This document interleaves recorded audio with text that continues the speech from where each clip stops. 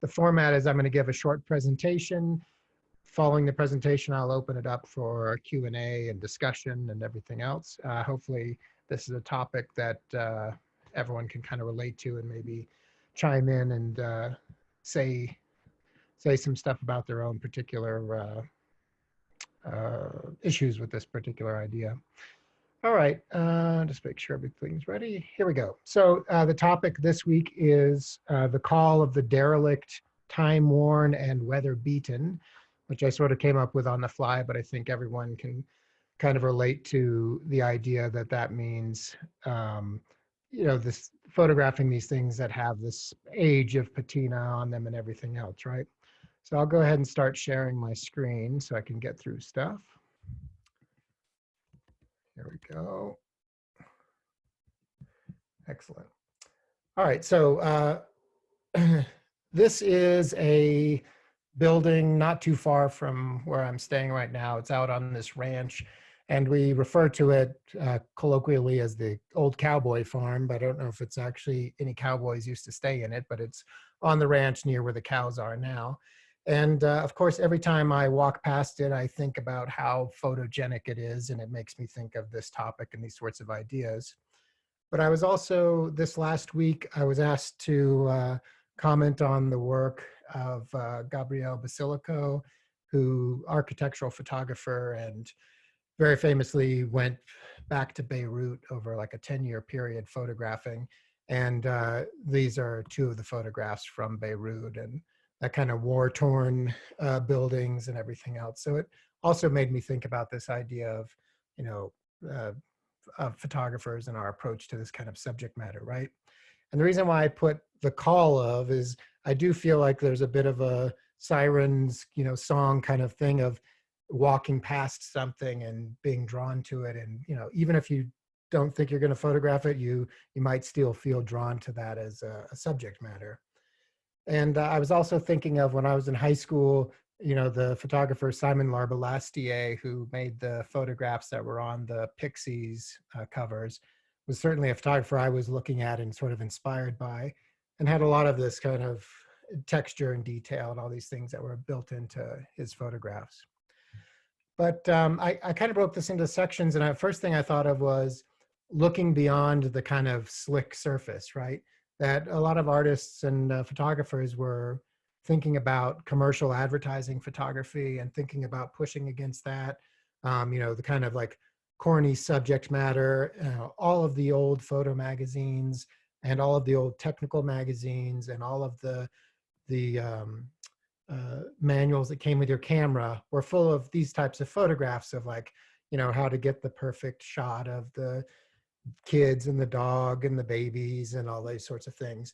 And so, I think part of this attraction to this other subject material comes from this reaction against, the really cute and the subject matter that people were expecting that you were going to be attracted to. This is from Popular Photography in '65.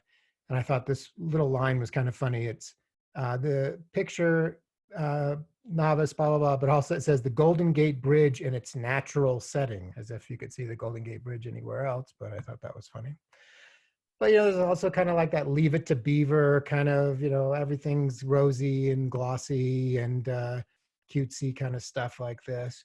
And, or an advertising photography, certainly, everything has this kind of veneer to it.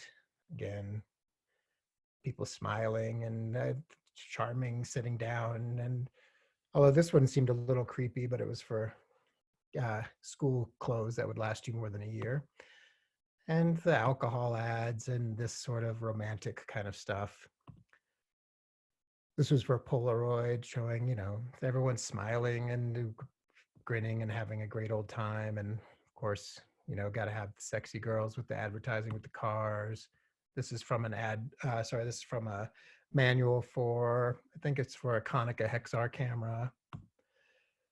And this is still going on, right? I mean, here's Ann Geddes. She's sort of the kind of pinnacle of this overly cute kind of subject matter, and perfectly, amazingly done. Of course, you'd have to say very creative and all of that. But it is that kind of I think every photographer on here can relate to some point where someone says to them, "Hey, oh, you're a photographer. I've got this amazing place you should go. It's really beautiful, and there's this and that." And you're kind of like knee-jerk reaction is the nails on the chalkboard of like, that's not exactly the kind of subject matter I'm looking for.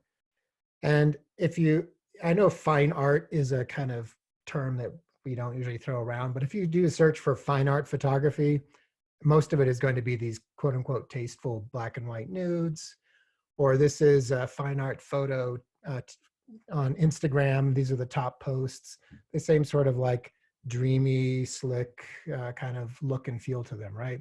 So there's that, and there's this association with it. Um, and in literature, at the same time that photography was coming out, 19th century, in literature, they were moving away from romanticism and going towards realism. And, American authors like, of course, Samuel Langhorne Clemens, Stephen Crane's The Red Badge of Courage, or going to, Chekhov's plays, Grapes of Wrath. And in country music, you got Loretta Lynn, sorry, um, Patsy Cline, Merle Haggard. All of this is dealing with these kind of, not only just the quotidian, but like the grittier side of things, right? Here's a David Allan Coe cover. And one of the songs the title is Piece of Wood and Steel. So thinking about that. And then the last song on the album, which if you've not heard is an amazing one, You Never Even Called Me by My Name, which has this little refrain in it where he says, that the song was written by Steve Goodman and who thought it was a perfect country and western song. But David Allan Coe pushed back and said, it can't be because it doesn't say anything about mama or trains or trucks or prison or getting drunk. And so then there's a whole other section that's added on later to it. But there is something about this subject matter that we feel drawn to. And at the same time, all of that was happening not on the countryside, but on the literature side with realism coming in. At the same time, the photographers, the photo secessionists were making their argument for photography as an art by embracing this sort of painterly pictorialism. So, the opposite of what you were seeing in literature. So once again, sort of lagging behind in the culture and the way that the visual elements came along. And I think that's partly why a lot of photographers, especially artists coming up in that era, and now later in the '70s, we're seeing the work of these like war combat photographers, like this stuff coming out of Vietnam, and seeing that there was something else there, right? That there was this kind of idea of maybe getting to, I don't know, grittiness or reality or something that was not the thing you'd see on the back of the soapbox container or something like that. And there's push and pull back and forth between people talking about how this combat photography or this photojournalism from the era was pulling from painting and everything else in the way it was set up, but it was the only place you were really seeing that kind of work for a while, and that continues on to this day, where this blown up car on the side of the road, uh, you know the brick buildings and all that, we still get the aesthetics of this coming through from this work. And here's Sebastian Salgado, who's probably, the person who kind of goes between those two things of, is it photojournalism? Is it activism? Is it just, aestheticizing this kind of look and feel? Certainly with those big prints, it's kind of hard to say otherwise, but still pulling on this idea that you're going for something other than that kind of slick surface, right? And I also thought about the idea of, photographers as people who go out and explore and into the world. And often that means that you're going places that maybe other people aren't going. You're not going to the tourist sites, you're going somewhere else. And I know I've shown some of these Robert Polidori photographs before from Chernobyl and Pripyat when he traveled in there. And at the time when this book came out, it was kind of shocking to see, these photographs from this area that everyone thinks about in terms of the nuclear radiation, of course. And but then, he also continued on, photographed Havana in some ways. There's like a similarity to the aesthetic, I would say, for sure.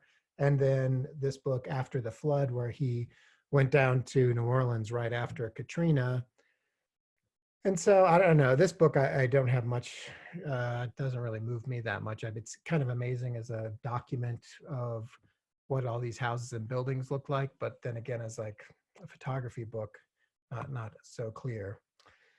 But part of what I was also thinking about was how, we have in the US, unlike parts of Europe, uh, we don't really have a long history of holding on to our architecture and places. I mean, there's churches in small towns in Italy that are older than the United States, right? And whereas we're holding on to Randy's Donuts in LA or, some other building. So there is this kind of idea for photography to be bearing witness. And maybe because of the lack of history and because of what uh, is ephemeral about how we just knock these things down and start from scratch, kind of is an impetus to be looking at these things.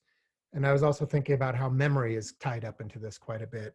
This is that comic Mitch Hedberg has one of his one-liners was, some friend asked him if he'd like to see a picture of him when he was younger, and he commented that every picture is of you when you're younger, because of course we're tied up in photography with this idea of photographing the now, but immediately being into the past. And depending on when these photographs get looked at, how we take this on, right? So these are photographs by William Christenberry, who spent a lot of time photographing in his hometown and around his hometown and looking at buildings that were changing over time. So he'd revisit the same storefronts over and over again, and you get to see as these things slowly either fall apart or sometimes get completely rebuilt into something else. Like this one starts off with these little wagon wheels in the upper left in 1977, and by 2000 and something, it's become some other barn, and it's kind of been redeveloped entirely. And of course, I had to throw Atje in here as far as like this idea of trying to hold on to and make a document of a place, of Paris at a certain time, and trying to really hold on to that.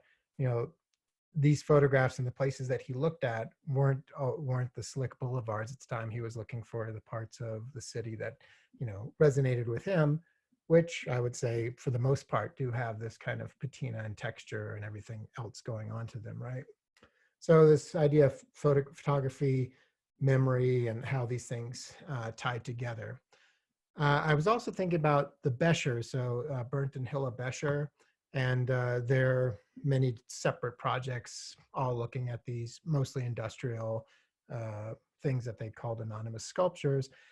But a part of the attraction to looking at this work is not just the the objects themselves, but it's also that none of them are brand new. They're all like time worn and water stained and maybe falling apart, or that's built into the way that we receive it. And their practice was very much about not only trying to go out and look at these things, but as a way of preservation mixed in with everything else. So uh, even though their practice was so conceptual, they still chose this kind of subject matter that fits right into the canon of what we're talking about.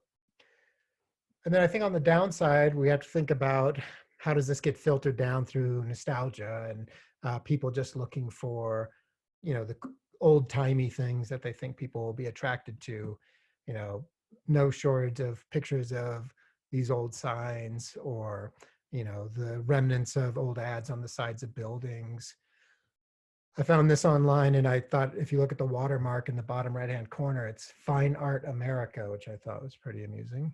Um, Old labels and soups, close up photographs printed in platinum or with a patina, sepia tone to them to make them look old timey. Old cars, or this where it's mostly dreamy and could be an Ann Getty's photograph, except for instead of a baby there's just the time worn rickety old pier going into the thing, or the car in the distance and the cactuses taking them over, the dilapidated boards. I think this is also another perfect example of the kind of people slipping into this overly romanticized idea where the landscape isn't going to be enough. It's got to, you got to make sure you get that water destroyed log in the foreground and those rickety steps going up to nothing. And this led me to the other thing, which usually when we're talking as a pejorative, people often bring up this topic of ruin porn. And I think it was really circa 2012, 2013 that this really kind of hit the culture, as Detroit was especially the kind of American focal point for this. As people, there were literally like German tourists flying into Detroit and going on these photo walks and photographing the old infrastructure and architecture around Detroit. And this is a Google image search, and you can even see that wedding photographers were taking, the wedding guests into these. I'm sure this one with the piano would be a perfect spot to have the bride and groom stand there and, show how edgy and cool they were. And so I'd say the ruin porn probably in the recent history is what gave this idea of approaching this subject matter its bad name, if it were, right? But I was also thinking about how there's these existential reasons why an artist might be attracted to this kind of subject matter. Maybe when you're younger and raising a family, like all the things that are fresh and new are the things that your eyes drawn to, and thinking about childhood. And the photographer who's usually been on here but isn't on this week is James McCracken, and he and his wife just had their firstborn son. And that's obviously got to change your perception of the world and the things that jump out to you, right? Here's Manuel Alvarez Brava. And on the flip side, as one gets older, or depending on your point of view, there's Jungian ideas of the imagery that comes up in your dreams and the things you might be attracted to. There's this photograph by Edward Weston when he and Karis were doing California in the West. They got lost on this stretch of road out in the middle of nowhere and came across this dead guy. And, they reported him and all that, and his body was recovered, but he also set up and made this photograph, which I came across when I read California in the West.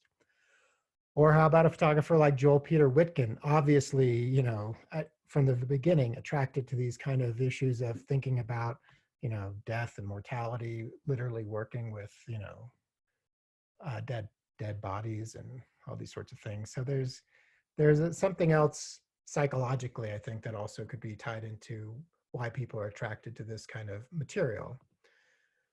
And then thinking about it in terms of the canon, everyone saw those FSA photographs, whether or not it was documentary style or whatever. People saw this work, thought about it, maybe internalized the type of aesthetics that are built into this, and became part of what you might think is attractive, or that when you're first going out to photograph, the kind of things you might want to look for, because you want to revisit this kind of thing the way they were doing it. Here's a review of Wright Morris's The Inhabitants. I thought this was interesting, where they compared these two pages in the book. And the one on the right, they talk about the clean simplicity in this picture recalls the Weston Strand School. So they're making a Edward Weston and Paul Strand School of Photography, and they're mentioning him in that name, which I thought was interesting. And of course, Walker Evans. Now, but Walker Evans was looking at all of these, signs and things. The world was certainly changing, but it was still contemporary, right? He's not going to look for old stuff, or was he? Because he also went down south and was photographing these old plantation buildings. So there's some of that even built into a lot of his work, not just the way we receive it now and look at it and think about, what the world was like then, but even in, I think this photograph, or the one that's the inside of this building, they talk about setting up the camera, opening up the lens, and then he and this lady who he was having an affair with went out and had a picnic. And, he was just going from one interesting kind of place to the other, that not too unlike, I think, a lot of the other photographers on here.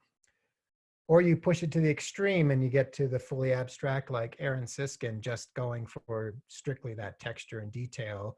And, again, maybe thinking about this painterly texture and building up of these sorts of things, right?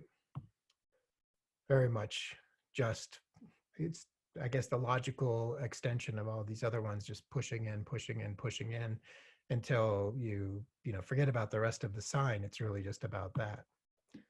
But it's not limited to architecture and limited to landscape. I think you could look at the work of Diane Arbus and think about, how is the surface of how is the skin being depicted? How are these photographs of hers different than those ones that we saw earlier of the advertising photographs, right?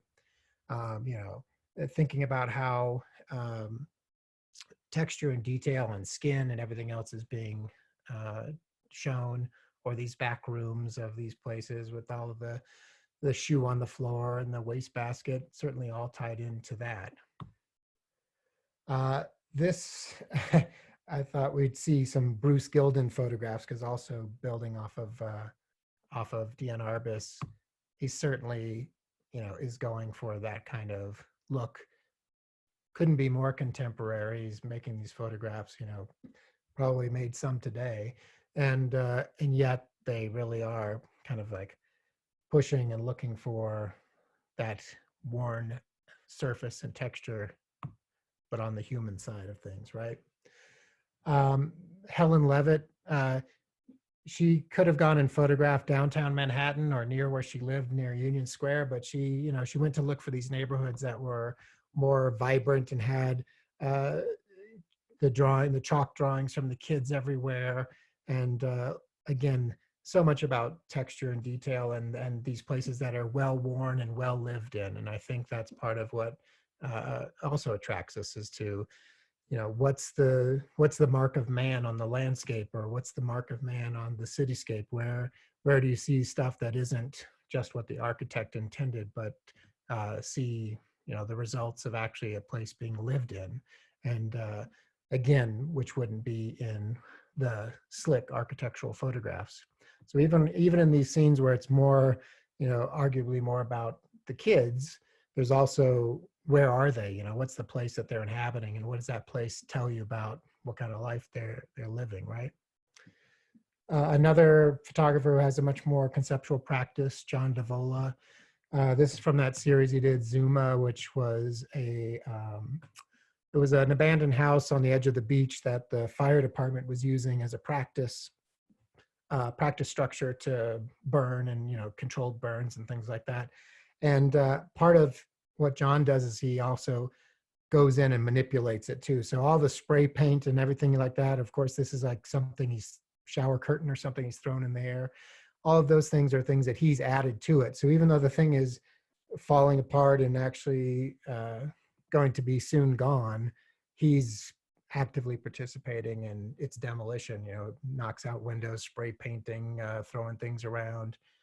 Here's the same building a little later after the fire department's done more of their controlled burn. So I'm thinking about these in terms of how very often it's not just, is the work have that subject matter in it, but how is that in service of the meaning of the work, right?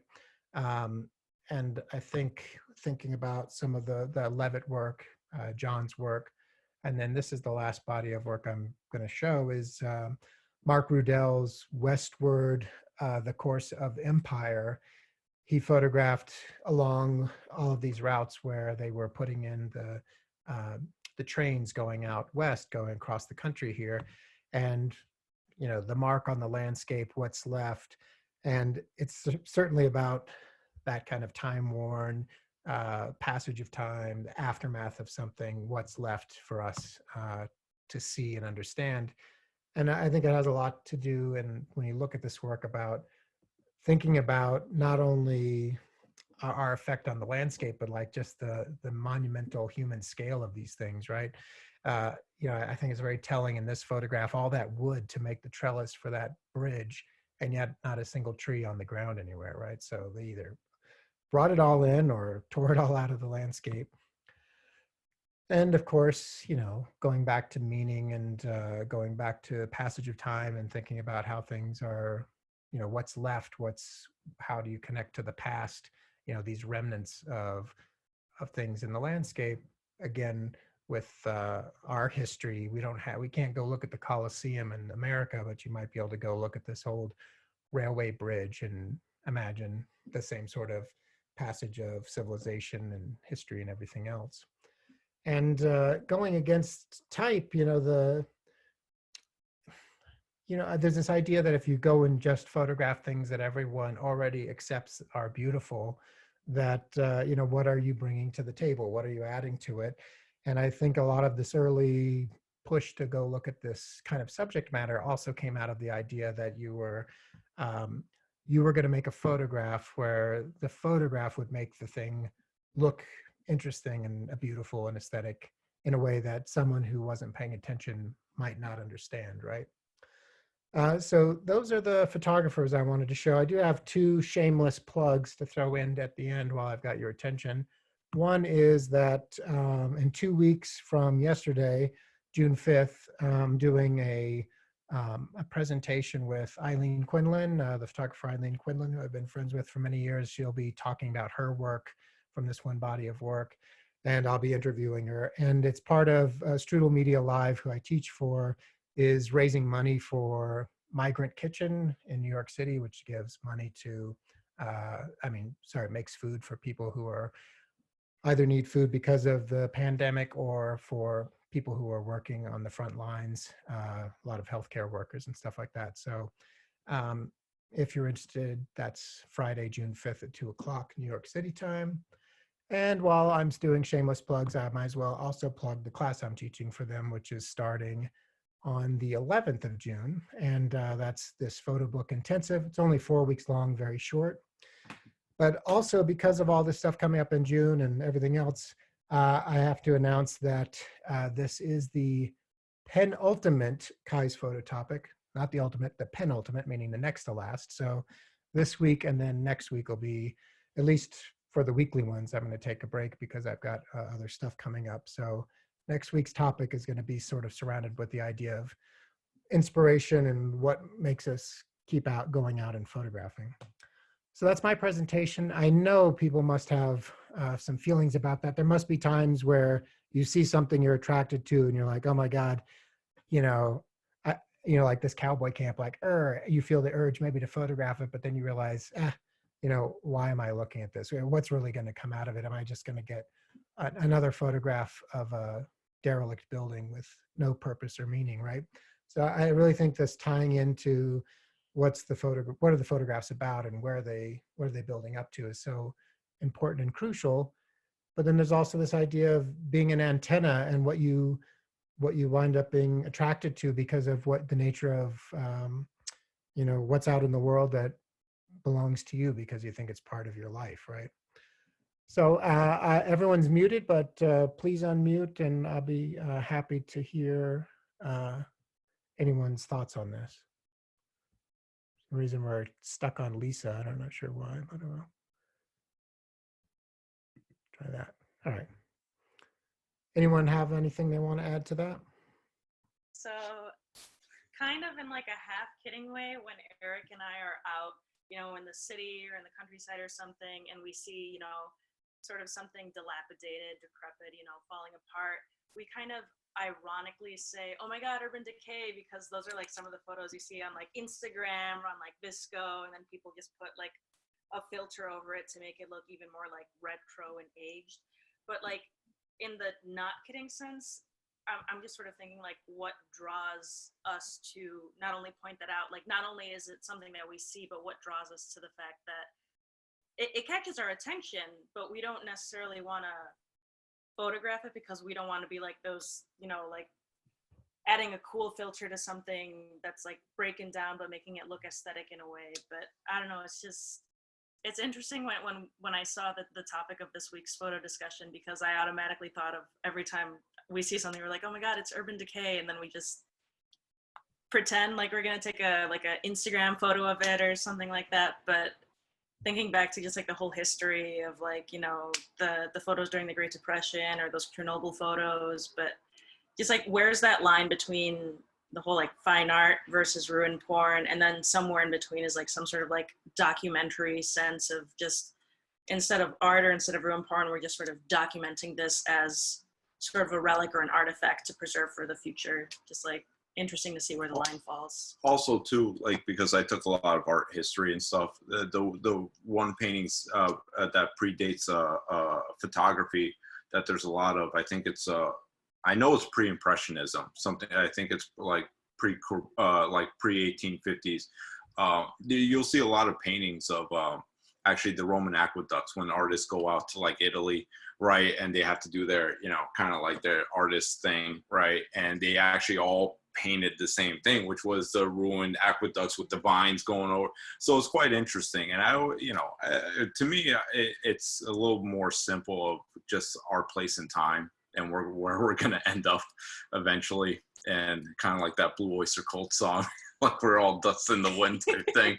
But, but it's fascinating how through the generations, right, we all contribute to some sense into this idea. And whether what defines fine art and stuff is, that's always subjective, and we can argue that, and yeah, that's it. I will say Dust in the Wind is by Kansas, and Blue Oyster Cult is famous for Don't Fear the Reaper, right, Eric? I mean, come on. Is that all you were going to add, Nat? That's all I got. Okay. Yeah, I mean, the other school that I didn't throw in there, which we could have talked about, was the Photo League, right? The New York Photo League. Those guys were also going out, and it's sort of related to FSAs. This idea that photographers, documentary photographers, whatever, would go out and they would, they would go look for the rundown, the downtrodden, and whether or not it was to bring attention to it or whether or not it was what was going to be praised or whatever.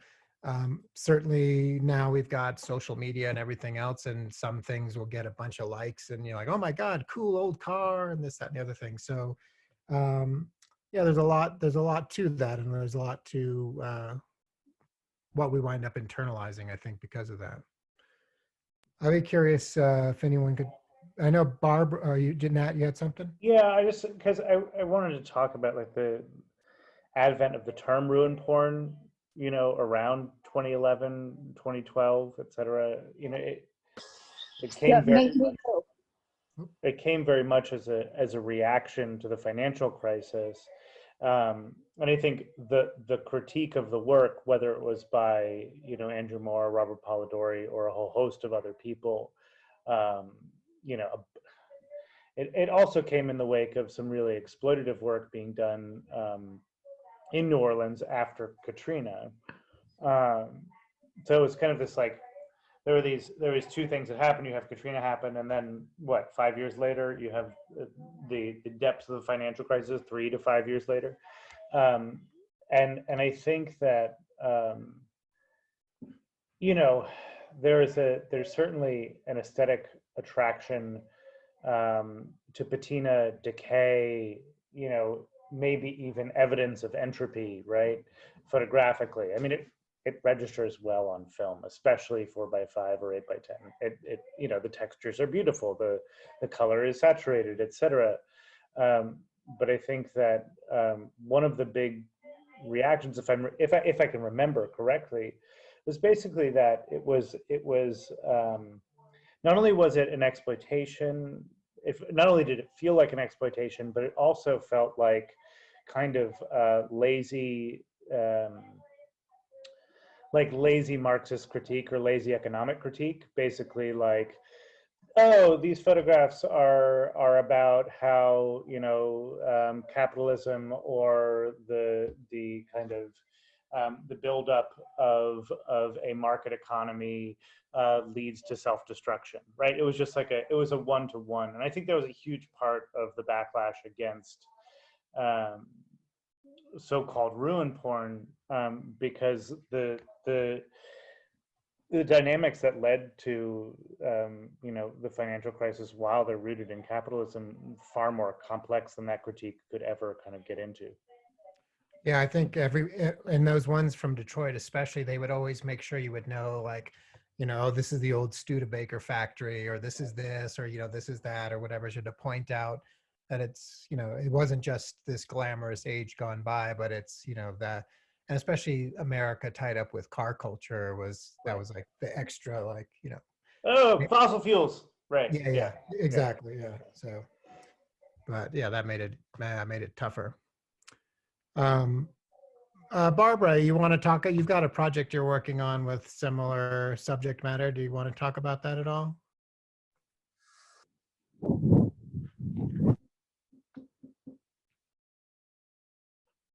Oh, you're on mute. We can't hear you. Oh, There you okay.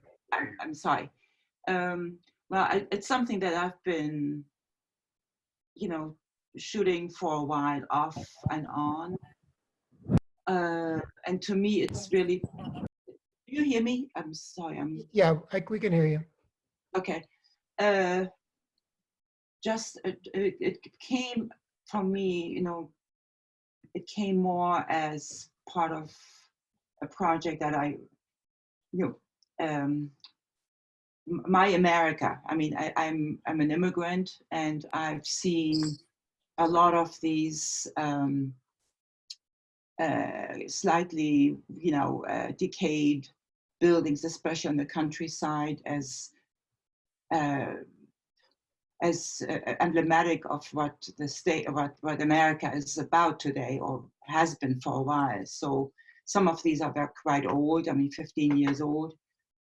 I see it more as documenting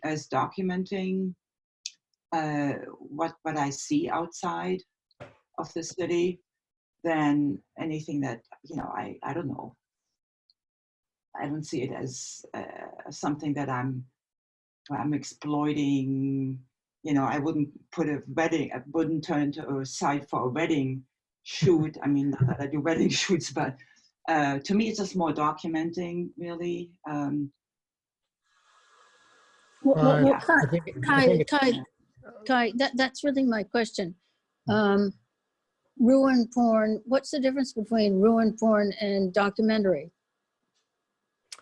Well, I mean, of course, it depends on what depends on what you're documenting. And of course, it could also depend on what you mean by the word documentary these days too, right? So, but I think what you're getting at is that there's this kind of built-in idea of what does it mean to be a documentary photographer, right? Oh, you're going to go and look at the certain subject matter, which is often in line with the stuff that was being looked at in what was staged or talked about as ruin porn.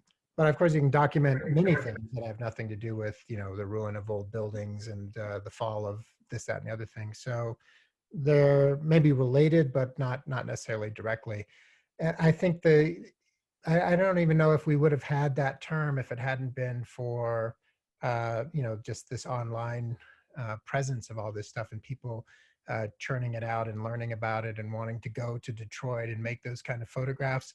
I think maybe one of the differences is they didn't necessarily want to go to Detroit because they were drawn there to, explore and talk about something. They just thought it looked like a cool place to go. And, they wanted to look at these things purely from the state of a crumbling infrastructure or something like that.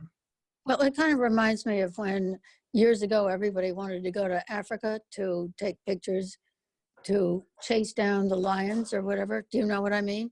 Maybe this is the latest. Maybe this is ruin porn, but maybe taking a photograph of the Acropolis is ruin porn too. But yeah, probably a lot of it has to do with intention, and also it just became like a good buzzword, and it was at the time that people were talking about the financial crisis. And I mean, it was kind of shocking to see those pictures of Detroit, right? I mean, Detroit, you think of the center of American manufacturing and all this stuff going on, and all of a sudden, I mean, I've never been to Detroit, so all of a sudden all these photographs started coming out of there. And I think there was interest based in that solely because it was kind of shocking to see. And maybe similar to how you can't help but look across the highway when you see an accident or something. There was some thing that was drawing people to that, right? I also think it depends entirely on the position or ideological position of the critic, right? I think that the tourists coming to photograph things because they think it looks cool is akin to, the graffiti tours in Bushwick, which is really just about, real estate, inflating real estate prices or whatever. It's superficial. It's oh, I'm cool. It's the Instagram version of like, oh, look at me, I did this cool thing and moved to this rough and tumble place and made these pictures. But I think that, you know, initially, especially some of the photographers who were initially critiqued for it, you know, I think it had so much less to do with their intention, speaking specifically about Polidori and Andrew Moore, and so much more to do with, you know, a critique that was rooted in a resentment that came about because of the inequity of the financial crisis. So I think, like, you know, again, trying to deal with a photographer's intention versus how the work is received is so treacherous that the term has much more to do with the critical position of the people writing about it. I feel like Yeah, I should mention that the screenshot that I showed talking about ruin porn when I did the Google image, that was coming off of Breitbart, so that might give you an idea of also like who Where did that. it come from? I didn't hear. The Breitbart, the like super conservative website. Okay.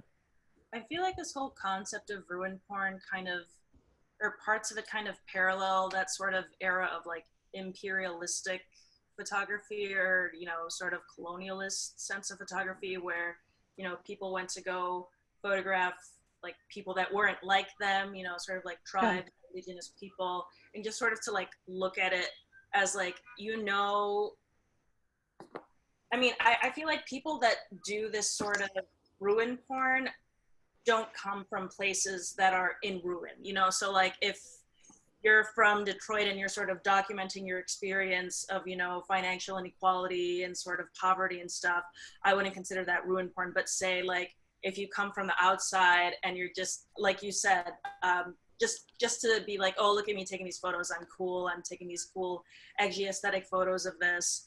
It's, I feel like it's sort of, part of it is where you come from, as well as like, as in relation to the object you're photographing. Is it, you just, you know, you just want to, do you want to understand it more, or do you just want to take a picture of it and show it to people and be like, hey, I was here and I took these photos, sort of kind Well, of? I think, Kai, I think that's a very complicated question in terms of voyeurism.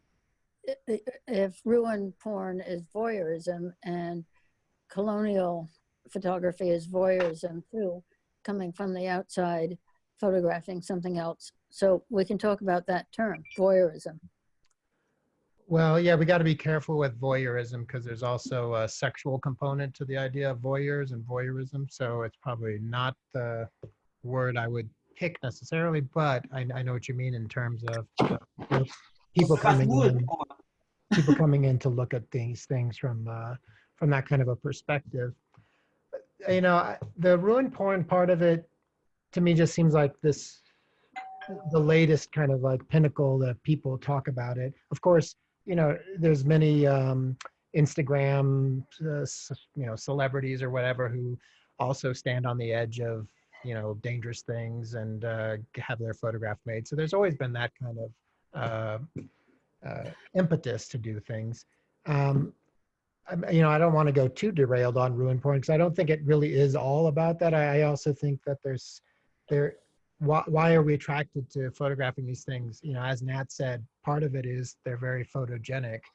But I also think that there's, you know, there's this idea of like trying to avoid that corny, what was known as like that corny subject matter. And, you know, like, I don't know, what would Holden Caulfield be looking at or something like that. And that part of what got people into photographing these other things was just this idea of trying to get away from what was seen as corny. And then now on the flip side, because of ruin porn and this, like these things becoming new tropes, you could argue that now those photographs of rundown buildings and old cars and, you know, the old cars in Cuba, they're now the corny thing because that's just been now re-aestheticized in that way where we. But don't you think what you're really getting at is kind of like the function of cliche, which you know sucks meaning out of the thing itself, right? Like, you know, there you could make a list of the kind of objects that you could photograph, right? And it's like guaranteed good photograph on Instagram or Flickr or whatever. And it's, you know, old car, old church. You know, we could probably each have like 17 things we could list, right? Sausage legs or whatever, right? that are going to get you the correct number of likes, but that are completely vapid in their deployment. That's not to say that every picture of an old car is vapid in its deployment. It's just that depending on how the thing is placed and how in context and how it's presented, it runs the risk of being a cliche. Yeah, Lisa, I mean, I know from your series you were working on, like looking at Jay's photographs and being inspired. You were going to approach subject matter, not ruin porn, but subject matter that had texture and detail and history and everything. So, wouldn't you say that your aesthetic was kind of, informed by being attracted to those things? Yes, I'm still thinking about ruin porn, and I'm still trying to put it together with Marxism, capitalism, voyeurism, colonialism, and it's a pretty profound subject. I haven't come across it until this evening, Kai, so I'm still processing it. Really profound subject. And as I said earlier, it's like, oh, I'm so proud because I went out and shot an image of the war, or I shot an image of a tiger or something like that. And I brought these images back. So yeah, to be discussed. Maybe that's not so articulate, but maybe you know what I'm trying to say. Yeah, absolutely. Yeah, for sure. I think the last note that, I'm sorry, I don't know your name, but the screen name is Kimchi, is the last point that you made was in you said specifically, or is this person seeking to know more or seeking to understand more? And I think that's kind of what I come to in this questioning of ruin porn, or in this questioning of what is it that we're, what is the process happening internally. And I think on some level, depending on the subject matter, but particularly if we're say looking at, abandoned houses in the middle of a landscape somewhere, or, old towns that, nobody lives in anymore. There's this sort of trying to understand or connect with the past. And in some way, perhaps it's an attempt to transcend that divide between what was happening at that time and what it is now. And how we, it's for the photographer, it's this sort of process, as I think, Kai, when you started off, you were talking about the existentialist kind of journey in the process. And I think it's partly that, and it's partly this trying to connect to something that is beyond and will never be accessible to us. And so I think that what's interesting, and when we go back to this question of ruin porn, is that line is so thin when we're kind of talking about that desire in the picture taking, and oh, look at this neat thing, I know this is going to get a lot of likes, and doesn't it make me look edgy or whatever.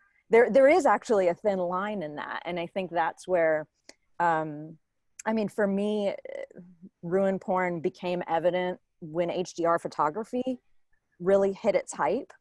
And that's where you see, I think last time I Googled ruin porn, the majority of what you see is these super saturated HDR composites. Anyway, so that, yeah. Yeah, that's great. Thank you. I think it's complicated in the sense that also the more photographs you make, the more you catch yourself tripping upon these things that you've done before, or the things that you've seen before, or whatever. So you become more sensitized to it, right? So you then there's going to be the self-doubt that might creep in. And I'm always a little reticent to, building on what Kim was saying about, is the person coming from the neighborhood or not? Someone might come from, Mongolia to Detroit and have like this moment of revelation and, do something incredible with it. And someone might have lived their whole life in Detroit and go, hey, I know where all these buildings are. I'm going to exploit this. So it's more, we often get back to intentions, and that's hard to analyze and see. And then we often get back to, well, what is the work speaking about? Like what do you actually get out of the work? And that's where it gets very complicated. And that's in the specific of the work itself. You get to see it. Like, all right, I just saw 5 photographs that this person did from this series. Where are we going with this? What is it about? What are they trying to see? Is it just this aestheticization of this, or is there something beyond that? And to your point, the HDR and like making sure you get every little grain of dust and everything is, part of that aestheticization of it that, could be, could be a very simple read of something. But I also, going back to like your connection to history, there's often times where you're someplace that just speaks to you because you feel a connection to it. And maybe it's not nostalgia, which I think most people agree nostalgia is usually a dirty kind of word, especially in terms of art, but it's more that you feel a kind of a connection and a longing to that place, right? And because of that, you want to photograph it, you want to explore it, you want to, spend this time, working with that subject matter. So I think all of these things, that's what makes art making so interesting, is that you can pick any sort of thing and you can look at both sides of it. And as you said, it might come down to a thin line between, on one hand, you're doing this, on the other hand, you're doing this other thing. And, part of it is, part of being a practicing artist or creative person of any kind, is to try to figure out where that line is, or figure out how these things play off of each other. What are the ingredients that are involved to make these things one way or the other, right? So. And I think that thin line also applies to what Nathaniel said, which was the critic, right? So that thin line also is maybe more in the hands of the critic in some ways than the photographer or the viewer, really, how the viewer sees it, because perhaps a person who has not ventured into sort of, more what we might call academic, documentary, et cetera, photography, might look at those things and feel and think some of the same things that other work, which wouldn't sort of traditionally classify as ruin porn, would elicit. So. Yeah, when you now look up ruin porn, I think, the Robert Polidori's photographs from Chernobyl come up, and certainly when that book came out and when I saw the show of the work, that was the first thing from my mind when I first saw that work. But now you can classify it under these new umbrellas, and that's putting your work out in the world. Also means that it can be useful for other people to talk about other things that have nothing to do with maybe why you made it in the first place. So yeah, that's tied up into it for sure. Let's see if there's something else I wanted to make sure we got to. I think going back to, I think this idea of beauty, right? This idea of beauty, what's beautiful, what do we value? And as a practitioner, what do you decide you think that is the subject matter that you want to get to try to talk about these truths, whether or not it's some beauty gets in there for sure. It's definitely a part of it. And I think that, part of this idea of what we aestheticize comes back to, what are these things that you think resonate with your life and that you think you want to talk about, and that you're bringing something to the table because you're using the medium to express something personal, and that you feel like you noticed something that maybe someone else didn't, or that others should also get something out of. And that's, part of why you want to look at those things in the first place. So it gets complicated in that sense too, right? I think of it, it's not as simple as, I think it's easy to dismiss and say, oh, that person's taking a picture of old buildings, well, sure, yes, maybe, but there could be something else to it. Or this person only takes pictures of, beautiful new slick things, why is that? Well, there's a whole other conversation we could have in that direction as well. Yeah. All right, we're just about at an hour. So does anyone else have anything else they want to add to this idea of the derelict, time-worn, and weather-beaten? Great. All right. Well, thank you very much, everyone, for joining, and for everyone who spoke up. I really appreciate it. And as I said, penultimate photo topic. So I hope you can make it next week for the last one for a little while. And everyone stay safe and take care. Thanks, Kai, Kai. can you email us about the classes, workshops that you're doing? Yep, I will. I'll put it in the next email. Great, thank you. Thanks. Thanks so much. Kai. All right. Take Great care, as everybody. always. Thank you. Bye, Cameron. Bye, Michael. Bye.